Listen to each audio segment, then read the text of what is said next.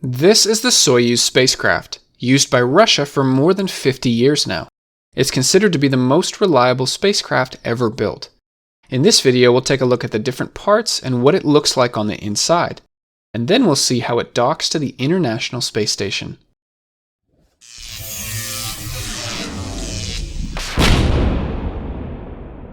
Also, I want to say thanks to astronauts Chris Cassidy and Scott Kelly for their help with this video. They've each flown on the Soyuz twice, so it was great to get their feedback as I planned this animation.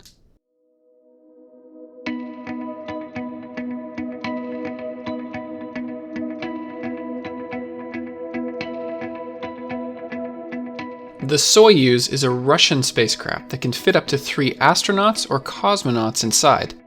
The word cosmonaut means a Russian astronaut. The Soyuz is currently used to take crews of cosmonauts and astronauts to and from the International Space Station, or ISS. Astronauts from countries all over the world have flown on the Soyuz. When the American Space Shuttle retired in 2011, the Soyuz spacecraft became the only way to take crews to and from the International Space Station. This lasted for almost 10 years. Then, during the year 2020, the United States started launching astronauts on the SpaceX Crew Dragon. Nonetheless, the Soyuz still remains essential to staffing and maintaining the International Space Station. Each Soyuz spacecraft can be used only once. They'll build a brand new one for each mission in space. The Soyuz is operated by the Russian space agency Roscosmos. This is similar to NASA, but for the Russians. The Soyuz spacecraft was originally designed during the space race of the 1960s. The US and Russia were in competition to be the first country to land a man on the moon. During this time, the United States developed the Apollo spacecraft. Even though the Soyuz never had the chance to be used for a moon landing, it was soon after repurposed for missions in Earth orbit. It became a transport vehicle to many space stations over the years. The Russian Salyut space stations, there were 7 of these, the Russian Mir space station, and now the International Space Station. The word Soyuz is a Russian word. This is how it looks in the English language, and this is how it looks in the Russian language. Soyuz. In fact, you can see these Russian letters on the side of the spacecraft. The word Soyuz means union, as in the joining or docking of 2 spacecrafts. Early Soyuz missions practiced docking in space, and it wasn't easy at first. There was even a joint mission with NASA in the United States to dock with the Apollo spacecraft. This was called the Apollo-Soyuz Test Project.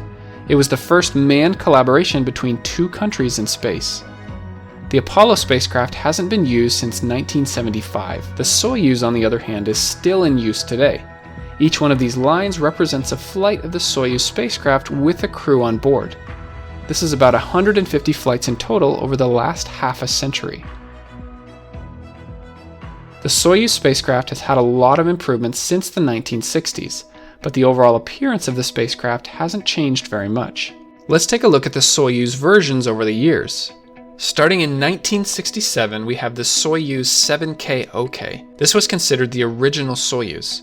The 7K referred to lunar missions, and the OK is Russian for orbital ship. This version was all about practicing techniques that would be required to land on the moon.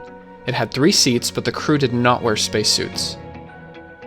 Then we have the Soyuz 7KT. The T is for transport. There were no solar panels, just 2 long antennas. It had only 2 seats inside, but this time the crew could wear spacesuits. Soyuz T. This one had solar panels again, and it could now fit a crew of 3. Then comes the Soyuz TM, for Transport Modified. This had an improved docking system called CORS at the front of the spacecraft.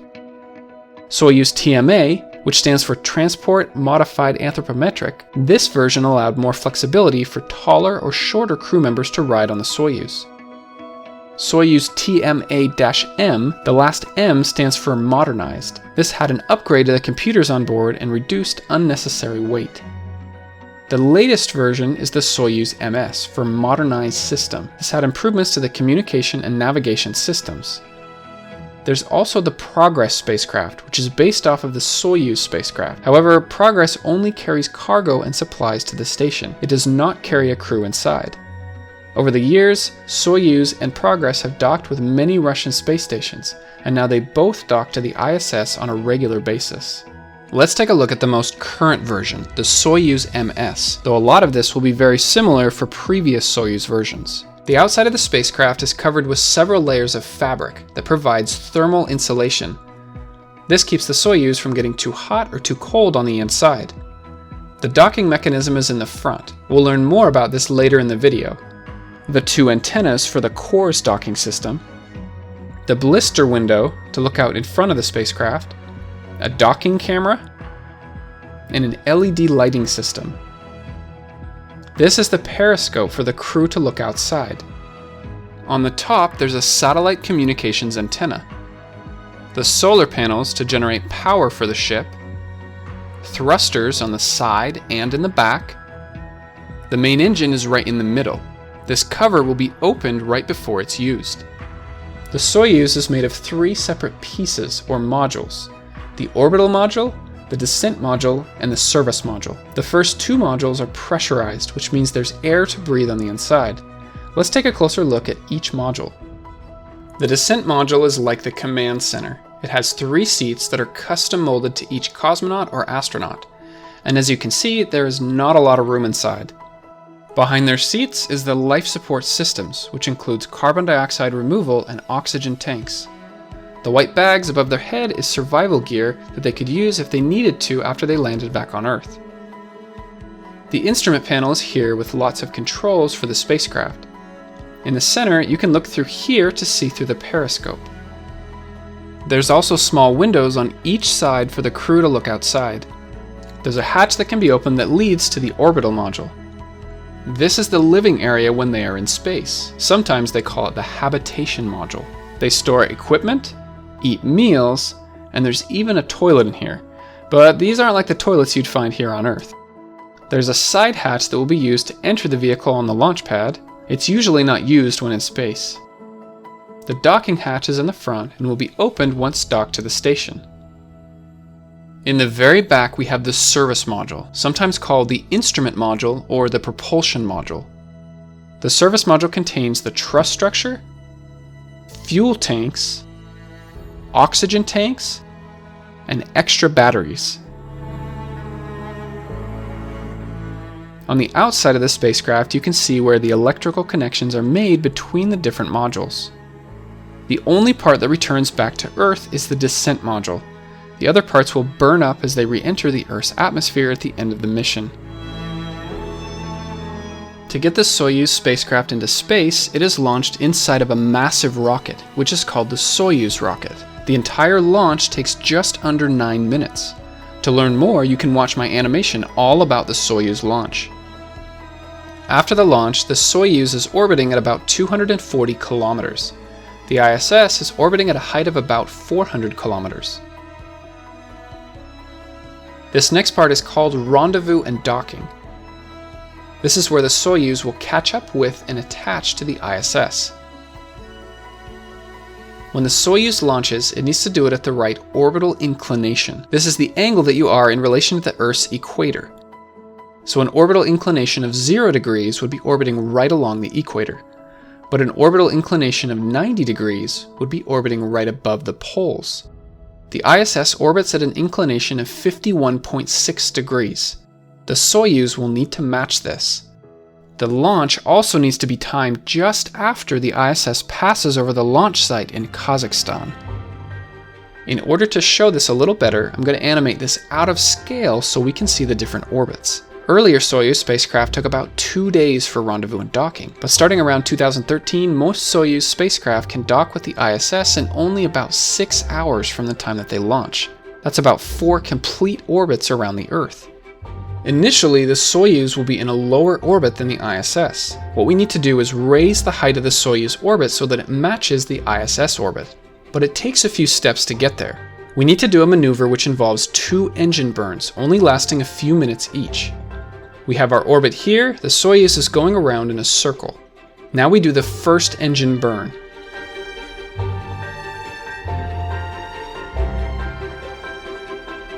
It turns out this will stretch the orbit on the other side, so now we're going around in the shape of an ellipse. 45 minutes later, the Soyuz will reach the highest point, which is called the apogee. Notice how this is closer to the ISS orbit. The second engine burn happens here.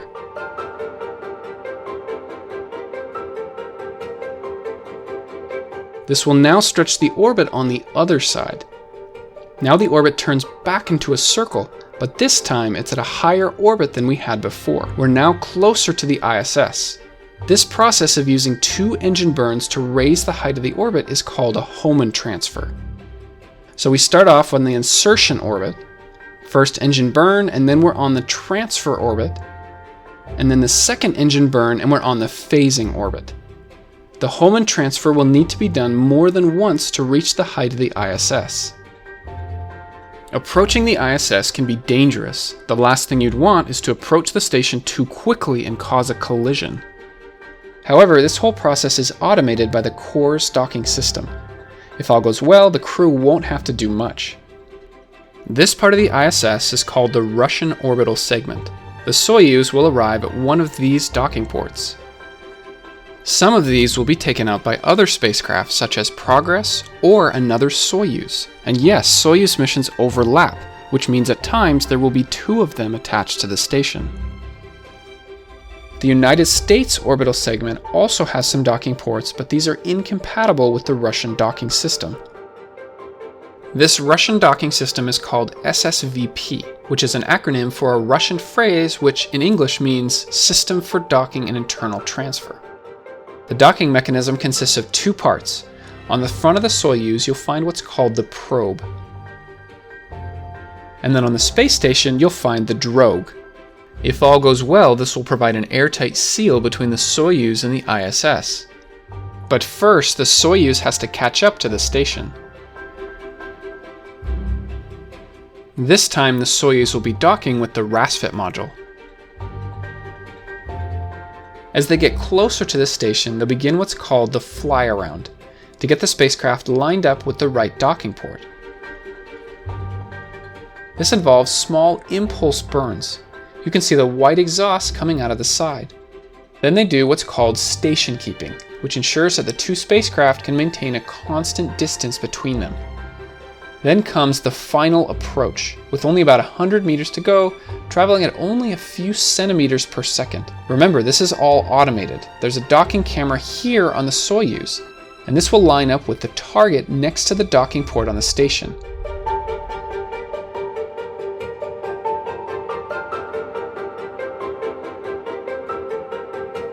When the probe touches the drogue, this is called contact. The Soyuz thrusters are used to help bring it in. Once inside, this is called soft capture. The Soyuz is attached to the ISS, but not completely. The probe will then retract to pull the Soyuz tight against the station. Around the edges of the docking mechanism, there are 8 hooks. These will mechanically lock the spacecraft to the station. This is called hard capture. Then the electrical and data connections are made, which connect the Soyuz to the ISS. The small area between the Soyuz and the ISS is called the vestibule. This needs to be pressurized with air. It usually takes an hour or two to complete all of the checks and ensure that we can safely open both of the docking hatches. Inside the station, there will be at least 3 astronauts or cosmonauts waiting to greet them. From the launch all the way up to this point, it will usually be about 8 to 9 hours. The crew will stay aboard the ISS for about 6 months. During this time, their Soyuz will also stay attached to the station. In case of an emergency, they would use it as a lifeboat to leave the ISS. And of course, if all goes well, it will be their ride home at the end of their mission.